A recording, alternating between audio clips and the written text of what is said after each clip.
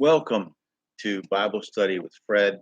This morning, I'm going to discuss Genesis 10, 15 to 20 from the Authorized Version. We're still on Ham's lineage, and we're going to talk about Canaan this morning. This is very important because Canaan was shown to be cursed, his offspring, his progeny, and we'll talk about that. Genesis 10, 15 to 20. And Canaan begat Sidon, his firstborn, and Heth, and the Jebusite, and the Amorite, and the Girgasite, and the Hivite, and the Archite, and the Sinite, and the Arvadite, and the Zemarite, and the Mathite. And afterward were the families of the Canaanites spread abroad. And the border of the Canaanites was from Sidon, as thou comest to Gerar, unto Gaza, as thou goest unto Sodom and Gomorrah, and Admah, and Zeboim, even unto Lasha. These are the sons of Ham, after their families, after their tongues, and their countries, and in their nations. Now, this Canaan is of a particular noteworthiness due to the prophecy of him being cursed and the way it plays out in biblical history. This passage is devoted to him. We can see how Israel interacted with some of these families and tribes in the Bible. Sidon is also called Zidon, both translated from the same word. First Chronicles 1:13, and Canaan begat Zidon, his firstborn. Zidon is known as the city of Phoenicia, whose merchants will spread the alphabet from what is called the Proto-Canaanite script that plays such a part in the Exodus as in God giving his law, creating the writing that contrasted with the pictograms of hieroglyphics and cuneiform writing that dominated the ancient world. The basic units of writing, the letters, become symbols for ideas rather than pictures representing things to be worshipped as idols.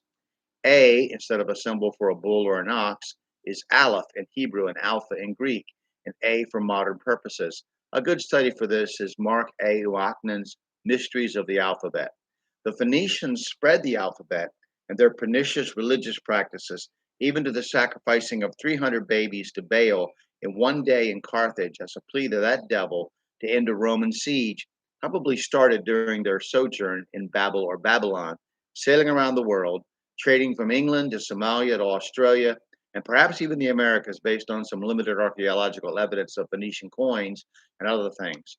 Early American Christians believed that the Native Americans of the East Coast, at least, were descendants of Canaanites, as some of them wrote. Isaiah 23:2 says, Be still, ye inhabitants of the isle, thou whom the merchants of Zidon that passed over the sea have replenished. A descendant of Heth is a Hittite, Genesis 23:10.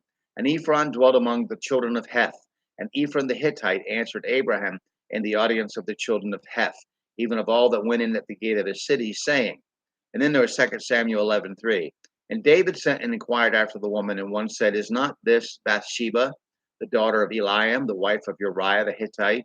The Jebusites would eventually inhabit Jerusalem, Joshua 15:63. As for the Jebusites, the inhabitants of Jerusalem, the children of Judah could not drive them out, but the Jebusites dwell with the children of Judah at Jerusalem unto this day.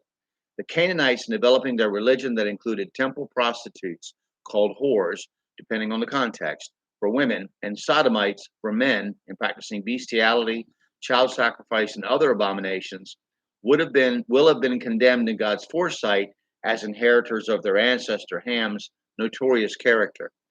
As a note, look at Deuteronomy 23:17 and 18. There shall be no whore of the daughters of Israel, nor a sodomite of the sons of Israel. Now, lest you think that just refers to somebody who's got bad morals, verse 18 shows you, Thou shalt not bring the hire of a whore or the price of a dog, which is a slang for a homosexual male prostitute in some places, even today, the price of a dog, unto the house of the Lord thy God for any vow. For even both these are abomination unto the Lord thy God. So these are specifically referring to temple prostitutes. And we'll talk about that more later as we get further into the history. So we'll stop there and talk about Shem next time. Thank you, and I hope you have a great day.